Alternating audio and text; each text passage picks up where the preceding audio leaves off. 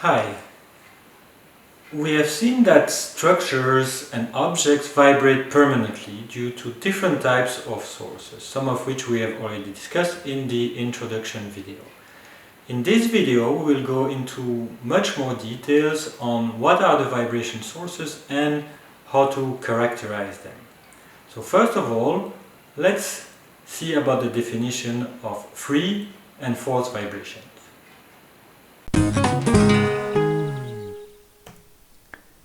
As we already discussed in the introduction, there are different types of vibrations. The first one is free vibrations, where a short initial excitation causes the motion. So this is the example of a mass that is put in an initial position and then released to vibrate freely.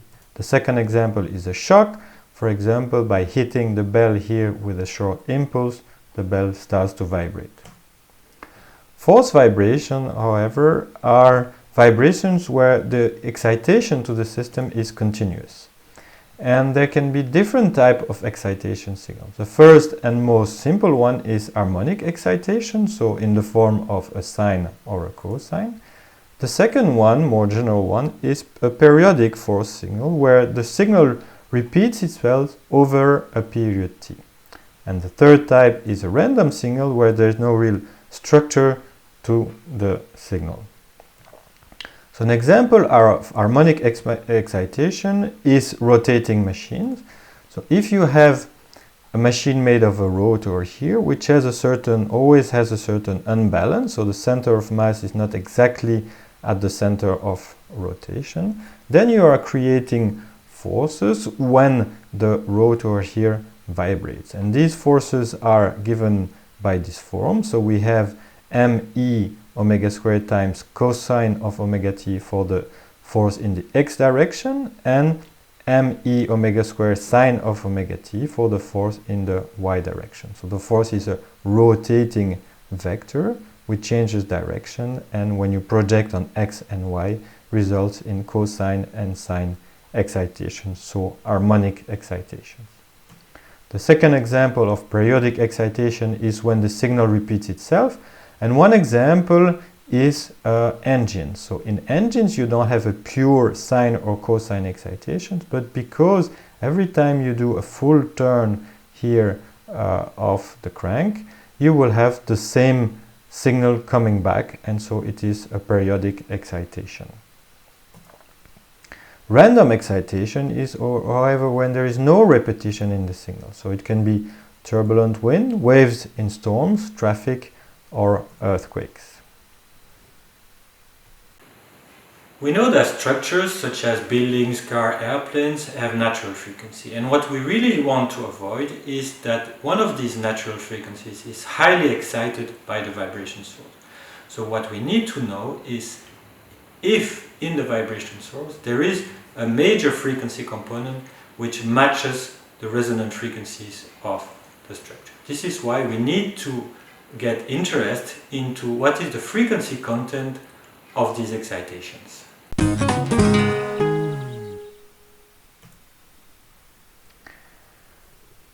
For one pedestrian walking or running at a regular pace on a footbridge, the excitation is periodic. And actually, if you look at different tables from this book, you see that when the pedestrian is just walking, you will have an activity rate of around 2 Hertz. Now, if the pedestrian is running, it's slightly higher, can go up to 3.5 Hertz. There's also differences when you have slow walking, fast walking, jogging, fast running, etc.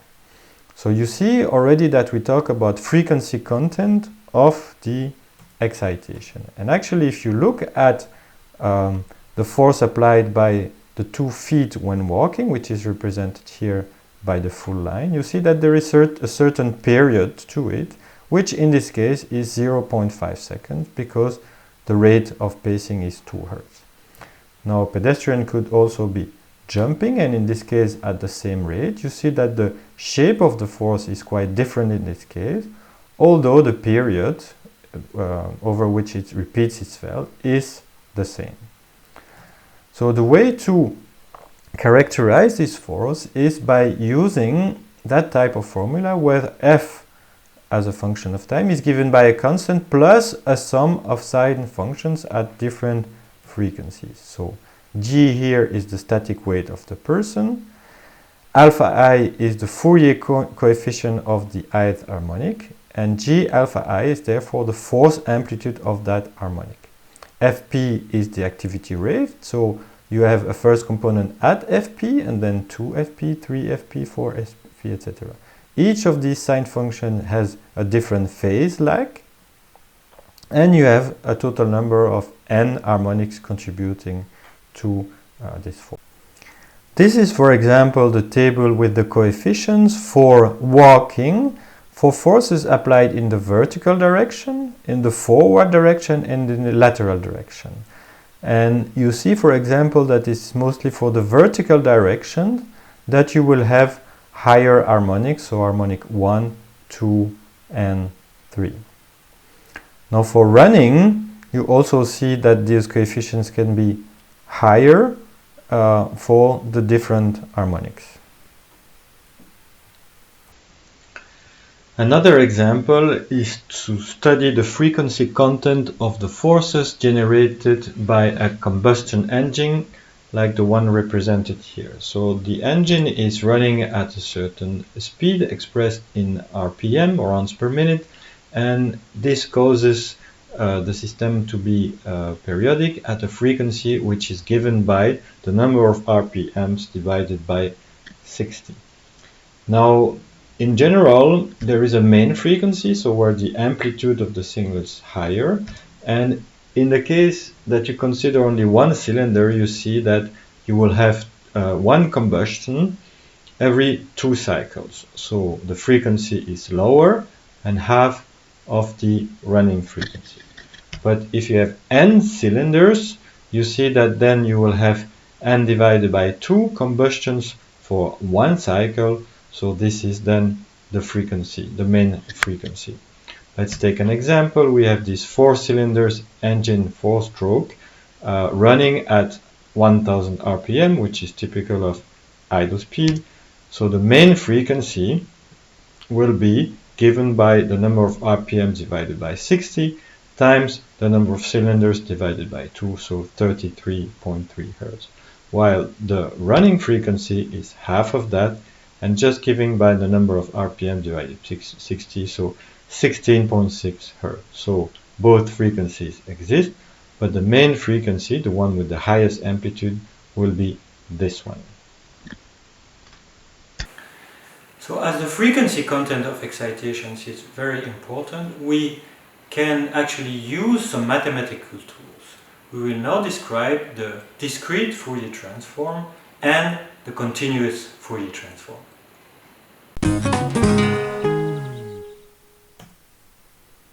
So if you have a signal u of t which is periodic of period t, you can always decompose it into a discrete Fourier series of the following form, where you see that you have a constant term and then a combination of cosine and sine functions at frequencies which are multiple of a fundamental angular frequency omega 0, which is 2 pi over the period. Note that the sum is here infinite.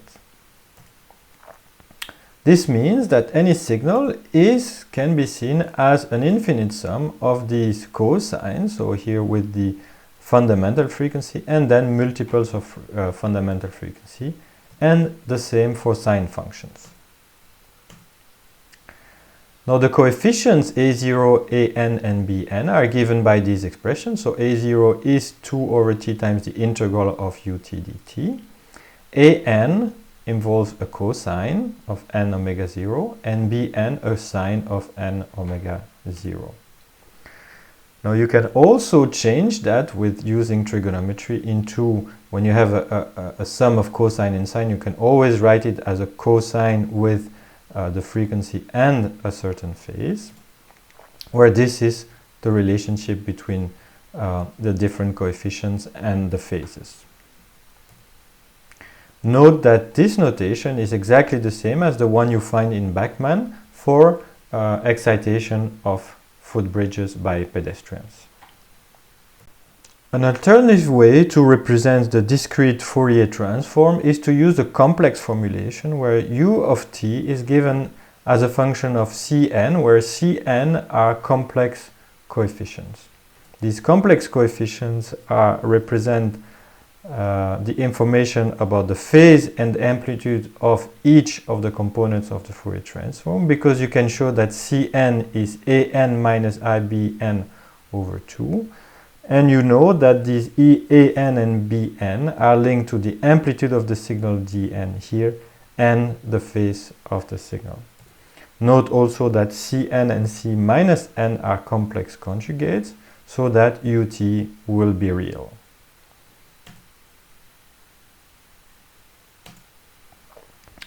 Let's take some examples. So if the signal is sine of 5 times the fundamental frequency omega 0, you see that there are 5 oscillations over one period of the signal that is taken to compute the Fourier transform. So in this case, omega 0 is 1 radians per second. Then this is the expression of the dn. So obviously they are 0 except for the fifth one. Now if you add to the signal different frequencies but with the same phase, so you have 2 times the fundamental, 4 times the fundamental, and 9 times the fundamental with different amplitudes, you clearly see here that you have some kind of 2 sine waves, but plus additional components. So you do the discrete Fourier transform, you find exactly the amplitudes 1, 0, 5, and 0, 2 of the different components. You can also make much more complex signals. So this, for example, here what we call a narrowband signal with complex phases.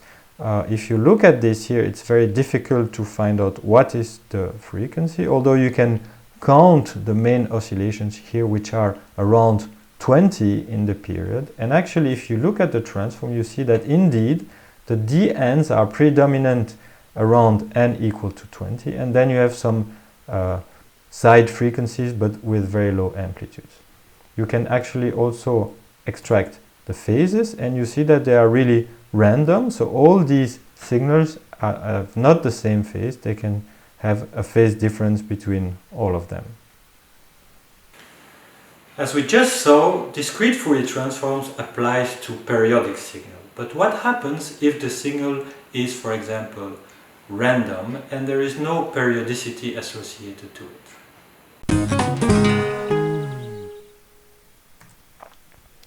Now we know that for a discrete Fourier transform, you will have one component at multiples of the frequency, at fundamental frequency omega 0. But what happens now if the period tends to infinity, so that the signal is actually not periodic anymore? Then you will see that this difference of frequency delta omega tends to d omega, so it tends to 0, and the function tends to become continuous. So these type of transforms apply to any type of signal that is not periodic, so the period tends to infinity. Also, as we said before, the discrete frequency step tends to d omega, and the discrete frequency n omega 0 tends to a continuous frequency omega. So if we take the expression of the discrete Fourier transform, we cannot take the limit as t tends to infinity because it would be 0. So we take the limit of t times Cn, and we integrate from minus t over 2 to plus t over 2, which is actually the same as from 0 to t. But now as t tends to infinity, the integral will go from minus infinity to plus infinity. And n omega 0 will be replaced by omega. So we end up with this expression, which is the expression of the continuous Fourier transform of u of t. We know that the continuous Fourier transform is given by the limit when t tends to infinity of tcn, which is given by this expression.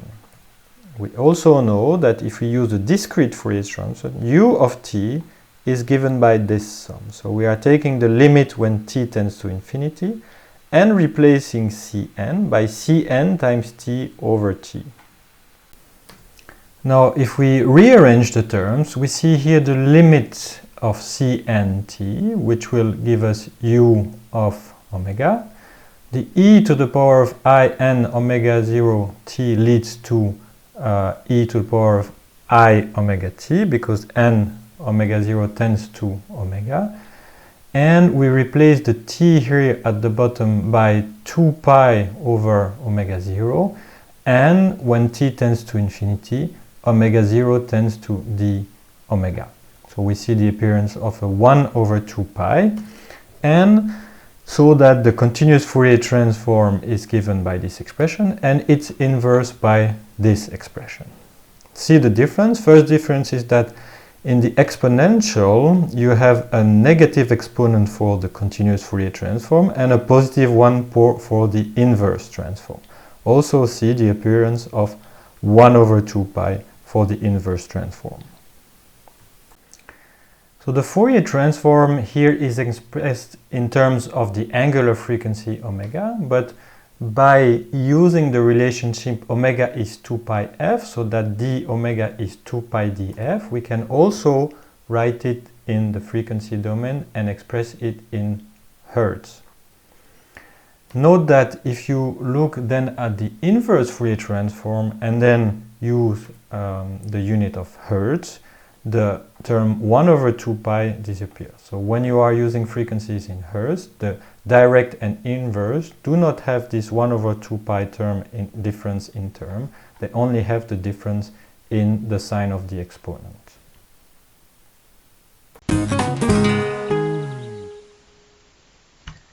Let's now discuss spectral densities. The first one is the energy spectral density, and it is used for transient signals with finite amount of energy, such as the impulse response represented here.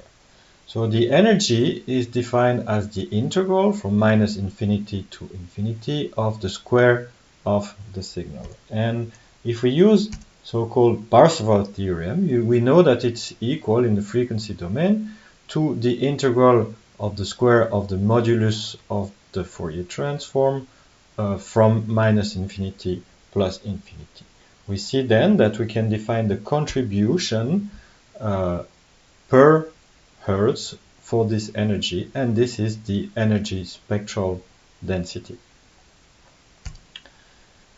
Now, for stationary signals, which are signals whose fundamental statistics, such as mean and variance, do not change over time, we will have an infinite energy. So these examples are harmonic excitation, periodic excitation, white noise excitation. We see that in this case the statistical properties do not change over time, and the energy of such signals is infinite.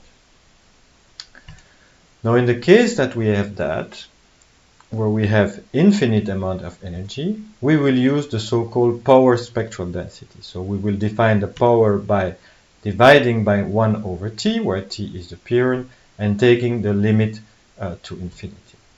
Then this power, when using Parseval theorem to go to the frequency domain, we can define its contribution per hertz, and this is the power spectral density. In the case of these signals, the energy is infinite, but the power is finite.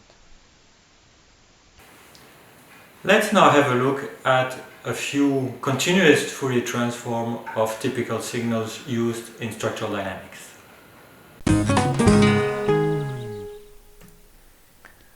So these are typical examples of continuous Fourier transform. If you take the Fourier transform of a constant function, you will get a Dirac. If you take the Fourier transform of a Dirac function, you will have a constant. The Fourier transform of a sine or a cosine is two Dirac function at minus f0 and plus f0. And if you take the Fourier transform of a Dirac comb, so a set of Dirac functions separated by a period t, then you will have another Dirac comb where the spacing in the frequency domain is 1 over t. Let's have a closer look at, for example, the Fourier transform of a rectangular box function, which is expressed as this. So this is 0 below minus a and 0 above minus a, above plus a, and here the value of the function is 1 between these two values. So if we take the expression of the continuous Fourier transform and express it in hertz, this integral reduces from minus a to plus a. Then we look at the primitive, this is what we get, and we end up with this expression, which can be expressed as 2 times the sine of 2 pi fa over 2 pi f. Now this function is actually 2a times the sinc function of 2fa, where the sinc function is defined as sine of pi x over pi x. This is represented here, so you see that this function is maximum at 0, and then it has a certain number of oscillations, and what we call the main lobe here is this one and extends from 0 to 1. Now, if we take two different rectangles of different width, you see that then this first lobe will extend differently. So for a long rectangle, you see that the first lobe is quite narrow, but as you shorten the rectangle, the first lobe becomes wider. Now this rectangular function can be seen as the impulse excitation of a system. So what you see is that if the time during which you are hitting the object is becoming smaller and smaller, you will have a wider first lobe of excitation. But in fact, if you want to compare impulses with the same energy, you have to have F delta t, which is equal, which means that the area of these rectangles must be the same.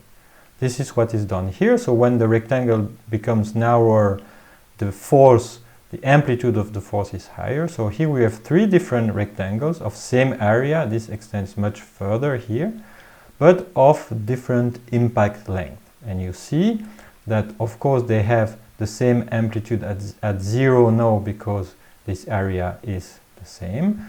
But you see that as the time of impact is smaller, the frequency band that is excited becomes much more wider. And at the limit, when this tends to a Dirac function, the true Fourier transform tends to a constant. This is what we just saw before.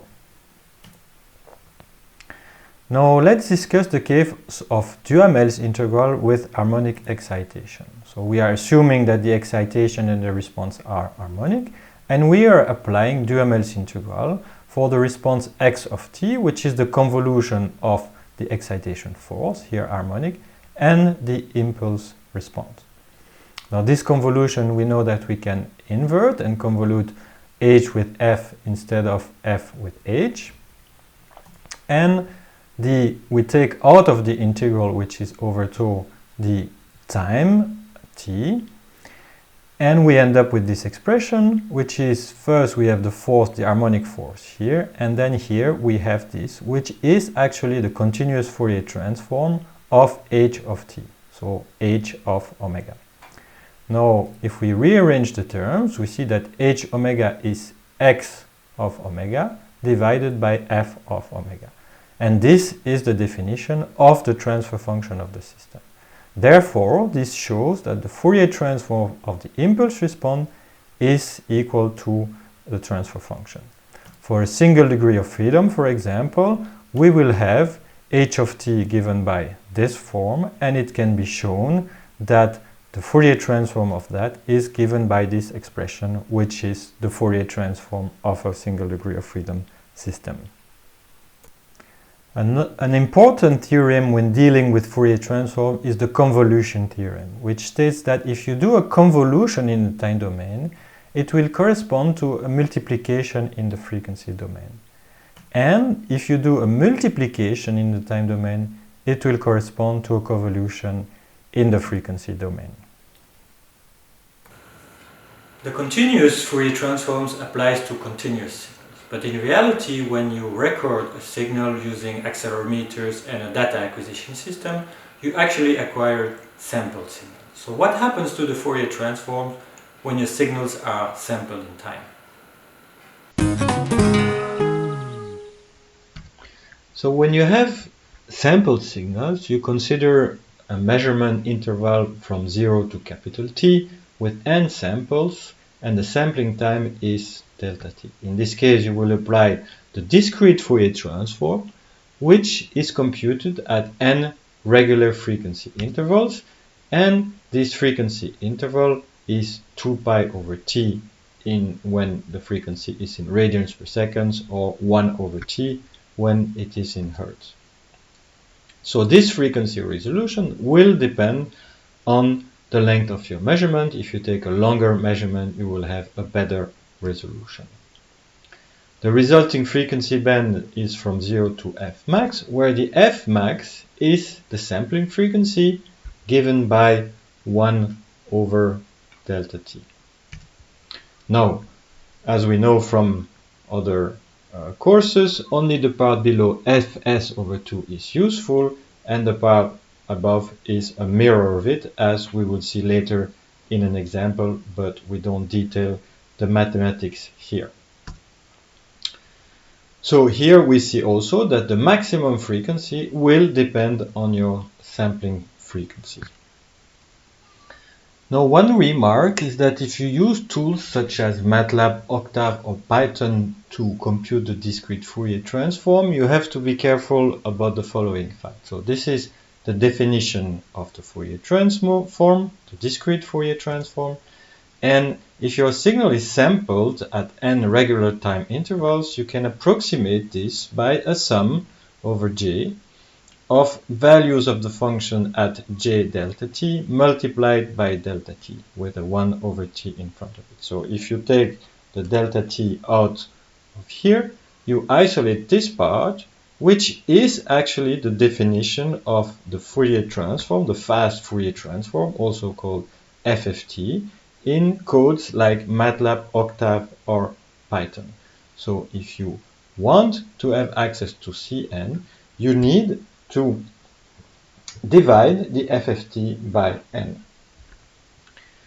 In much the same way, the continuous Fourier transform is given by the limit when t tends to infinity of t times Cn. So if we multiply the result that we had before by t, we see that now this continuous Fourier transform will be given by a factor t over n times FFT of u, and t over n is the period divided by the number of samples, so it is the sampling time delta t. So in MATLAB, Octave, or Python, if you want to have a continuous Fourier transform, you have to multiply FFT of u by delta t, knowing that it will be only correct and converge to the real continuous Fourier transform if t is large and delta t is small, but it's always an approximation. For the power spectral density, we have the same. So the PSD is defined here by the limit of 1 over t times the modulus of the Fourier transform squared. And if we look at what we have done before, so we have 1 over t times delta t for the continuous Fourier transform squared times FFT of u squared. So the factor here will be delta t over n, and this will also converge to the real PSD if t is large and delta t is small. Now, one comment about the units and a summary of all these tools and quantities, the DFT, the CFT, and the PSD. So if you have a signal u of t, the unit is, for example, a displacement, so it is in meters. The discrete Fourier transform, there will be a factor 1 over n when using software such as MATLAB, Python, or Octave, and the unit is the same as for the signal. Now for the continuous Fourier transform, we will have a factor delta t, and the unit is in meters per hertz. To understand that, we can come back to the inverse Fourier transform, where you see that u of t, which is in meter, is the integral of u of f df. So that shows clearly that u of f is in meters per hertz. For the PSD, we need to use a factor delta t over n, and the unit will be meter square per hertz, which we can find directly by using the definition and replacing here the unit of u over f, u of f as defined here. In practice, if you want to characterize the frequency content of a measured signal, you need to apply the discrete Fourier transform to it. Let's have a look at a few practical examples of this application in everyday life for civil and mechanical engineers. The first example is the discrete Fourier transform of an impulse response. So we take a 1 degree of freedom system with k, m, and b values, and we can plot the impulse response. This impulse response is sampled at this time interval so that the sampling frequency is 6.519 Hertz. We take n equal to 4096 sample points so that the total time is 628 seconds, and the frequency resolution is therefore about 1.5 millihertz. When we perform the Fourier transform, we see first this mirror effect. So we have the Fourier transform m, its mirror. The maximum frequency is fs, so the 6.5 Hertz. And we have a useful spectrum that goes up to fs over 2. And in that frequency band, from 0 to fs over 2, you see that you have an excellent approximation of the transfer function of this 1 degree of freedom system with the natural frequency here around 0.15 Hertz. If we take the same system and we now put a random input force signal, we use a slightly different sampling time, so we now extend to 65 Hertz the sampling frequency. We take more points, and so that the total time is 691 seconds, and we have again a resolution in frequency in the order of 1.4 millihertz in this case. We look at the output displacement signal and we do the Fourier transform. What you will see is that then we are able to look at the frequency content of this signal up to high frequencies, but we here focus from 0 to 1 Hertz, where we see clearly that around the natural frequency of the system there is an amplification of the response around the resonance at 0.159 Hertz. Another example is this earthquake. So remember, this is the Santa Cruz earthquake we already discussed. So in this case, the signal was recorded with a delta t of 5 milliseconds. So we can then have a useful, we have a sampling frequency of 200 Hertz.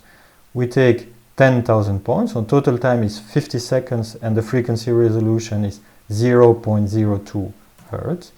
And the useful part of the spectrum is up to fs over 2, so 100 Hertz. And when looking at this, we clearly see that this earthquake has its main excitation components in that frequency range, so in the low frequency range below 10 Hertz.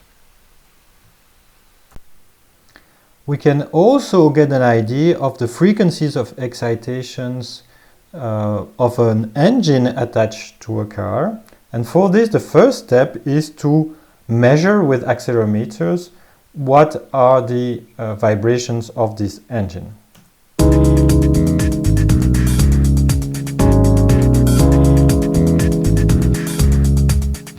The best part about using Mayde's SlamStick data loggers is how quick and easy setup becomes.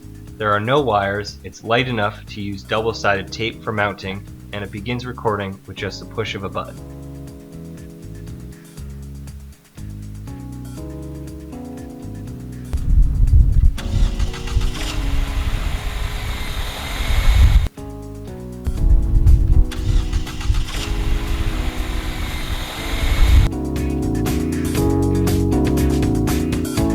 In this example, we're going to analyze the vibration data from the car engine. This is just going to be a quick overview, and so again, I encourage you to please download the SlamStick Lab on the website, as well as these example recording files if you want to dive a little deeper into the data. So I'm going to look at the data from the 25G SlamStick X unit. After it's finished loading, it's going to plot a moving envelope of the whole vibration profile. You can see when I turned on the car engine, it's idling here, and then I rev the engine, let it idle before turning off, and you can even see actually when I get out of the car.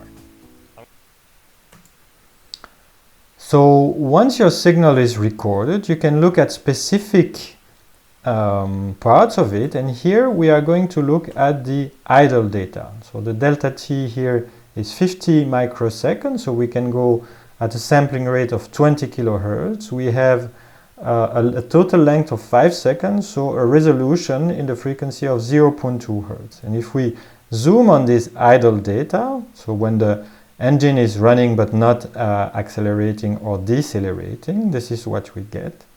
And by performing the Fourier transform and focusing in the low frequency band, we see that we have a few peaks in the frequency band, the main one being around 30 hertz.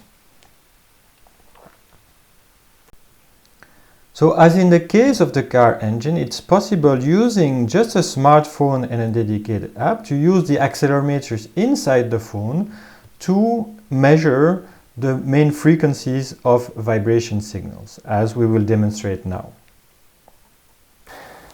So the most common device to measure vibrations is accelerometers. And nowadays you have accelerometers in smartphones.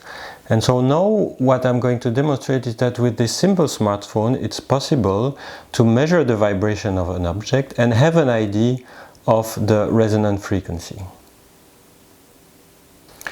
So the goal here is to determine what is the natural frequency of this empty ice cream box. So a first idea of this natural frequency can be obtained by knocking on the box and by hearing the sound. But of course, if you're not a musician, you don't really have an idea of what is the frequency of that sound that we hear.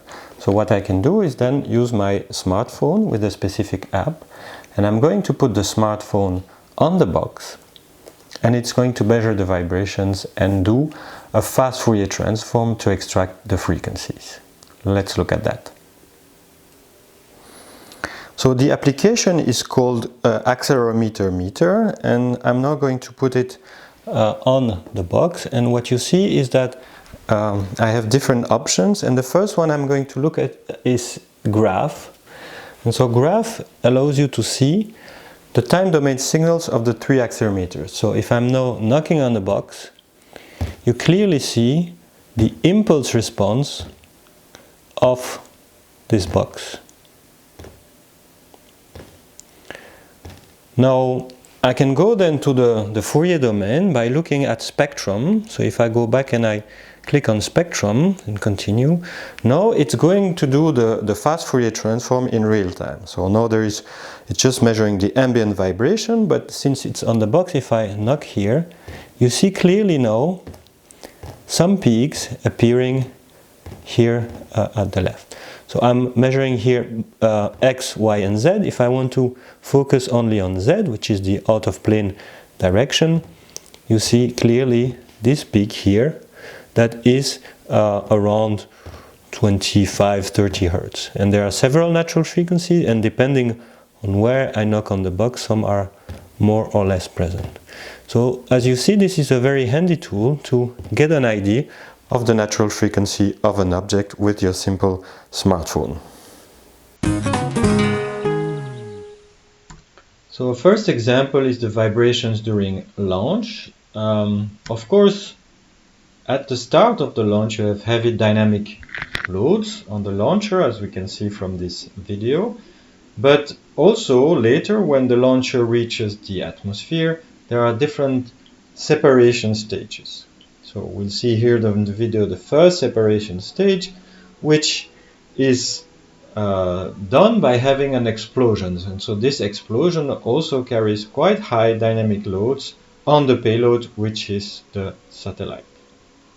There are further separation stages, but in general you see that this is a very complex loading, and so engineers, when designing those satellites, they have to rely on some input spectra for the acceleration of the basis of the satellite. So this is an example of the NASA standard, which describes as a function of the frequency what is the acceleration, so the spectral density, the power spectral density of the acceleration as a function of the frequency, and we see that it will depend, of course, on the load of the payload, and it's mainly centered between 20 and let's say 2000 Hertz. This is an example of how the satellites are tested. So these kinds of inputs are reproduced in the lab to check that the satellite will be able to withstand the loads during the launch. Another example at a larger scale here at Airbus, you see this huge satellite being tested for vibrations to search. The second example is the turbulent wind excitation on buildings. So you see here buildings and the profile of wind from the ground to high up in the atmosphere. And you see that this wind is composed of two parts. There is a constant part, the U, plus a part that varies with time. So this is the turbulent part.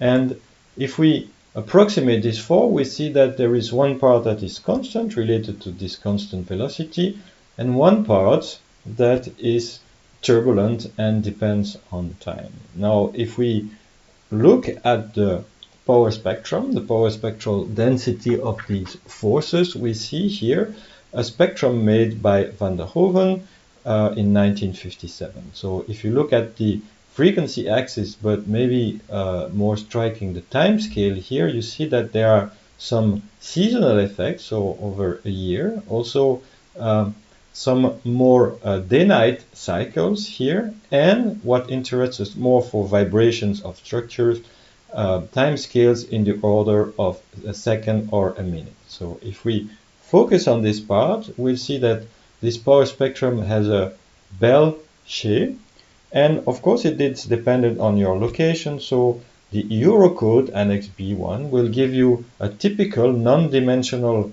spectrum where you have the power spectral density function of your wind forces as a function of a non-dimensional frequency given here, and it depends on the real frequency in Hertz, the mean speed in meters per second, and the turbulence length scale, and it is a non-dimensional frequency.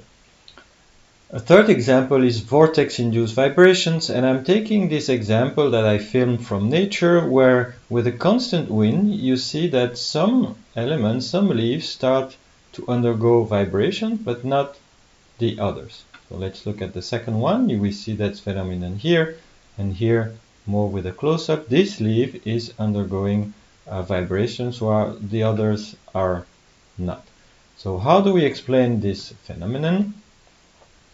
Well, when a constant wind hits an obstacle, it tends to form vortices behind it, which cause a change of pressure and lateral forces, which are sinusoidal. And the sinusoidal force to the cylinder will depend, the frequency of it will depend on the wind speed, so it will change with the speed, and the shape of the object, which explains why some leaves will be affected and some not, and it depends on the wind velocity. So this frequency of vortices here is linked to the wind velocity, as we will see in another chapter, and some geometrical parameters of the object. An example here showing a fluid dynamics animation of this. So you see that when the constant wind coming here from the left is hitting the cylinder, you have a formation of these alternating vortices. So a fourth example is the vibrations caused by road irregularity. So this is an extreme case where if you are driving on dirt road, of course, all the bumps will create vibration. So obviously the road profile plays a role, but also if the driver was to speed up now, you would feel a different frequency. So in fact, if you look at your road profile, which you express as an elevation here as a function of the distance, and you make a Fourier transform of it and look, for example, at the power spectral density, you will see that all road profiles have a similar profile as this example here. So roughly at low spatial frequency, so it means large wavelengths, you will have high components, and the more you go into the small wavelengths, the less you have. So this is more the micro details of the road. So according to road classification, ISO 8608 standards, you see that there are different classes of roads where the irregularity can be low or quite high, but always follow the same kind of profile. So as we discussed before, how do we relate this spatial frequency to a real frequency in hertz? I mean, the frequency of excitation of the forces acting on the car. So here the spatial frequency is expressed in cycle per feet, but also can be expressed in cycles per meter. And if you multiply this by the velocity, you will see that your unit becomes cycles per second, so hertz. So it shows clearly that if your vehicle increases its velocity, then the frequency of excitation will be higher and proportional to this velocity. Now, of course, in the previous example, we were concerned about the comfort of the passengers in the car, but sometimes we are also worried about the excitation of a bridge, for example, by passing vehicles such as cars or trucks. So that combines a moving load model. So here you see the model of a bridge and the load which is moving at a certain speed, with also the vehicle dynamics, because a vehicle is made of a body with wheels and suspension. So it is quite a complex model, resulting in quite complex excitation mechanism. But when you have heavy traffic, you can imagine you have a lot of cars or trucks, and so all these effects lead to an excitation which is close to random and can be approximated with white noise input. In the case of a train, each axle acts as a load on the track. So you can consider a mean distance, and therefore the loads are separated by this mean distance that we call here the FFT. The period is then this distance divided by the speed of the train, and the main frequency is 1/t. An example would be a train going at 300 kilometers per hour, which is 83 meters per second. If the distance, the mean distance, is about 18.7 meters, then the frequency of excitation is 4.43 hertz. In summary, structures vibrate to different types of sources. In order to make sure that these sources will not create a resonance in the structure, it is very important to assess the frequency content of these excitations. The tool used for that is the Fourier transform, and in particular when measuring with modern data acquisition system, you are going to apply the discrete Fourier transform to sample signals. So by applying this Fourier transform to the measured signal, you can assess what frequencies will be excited, and therefore you can assess in which frequency band you need to compute the response of your structure to make sure that you're not exceeding the required vibration levels. So this leads us to the problem of design, and what do you do if these levels are too high or not high enough in some applications. This is for the next videos.